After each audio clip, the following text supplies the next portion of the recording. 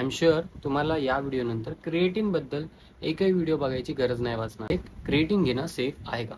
तर हो, क्रिएटिन घेणं खूप सेफ आहे. हे वेल रिसर्च सप्लिमेंट आहे. सगळ्यात जास्त रिसर्च क्रिएटिनवरती झालं आहे आणि तुम्ही क्रिएटिन घेऊ शकता 3 ते 5 ग्रॅम. त्यापेक्षा जास्त घेतलं तरी काही हरकत नाही. पण क्रिएटिन केव्हा घेतलं पाहिजे?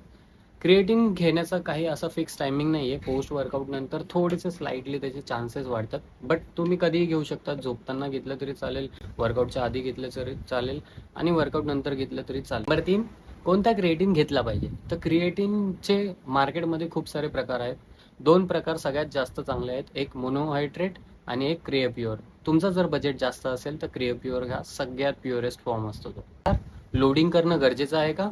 तर लोडिंग करणं काहीच गरजेचं नाही. नॉर्मली तुम्ही वे प्रोटीन जसं रोज घेतात तसंच क्रिएटिन रोज घ्या. काही दिवसात त्याचा रिझल्ट दिसून येईल. तुमचे एटीपी लेवल वाढतील, तुमची स्ट्रेंथ वाढेल. जिकडे तुम्ही 6 रेप्स मारायचे तिकडे तुम्ही 8 रेप्स मारा. ट्राय करा.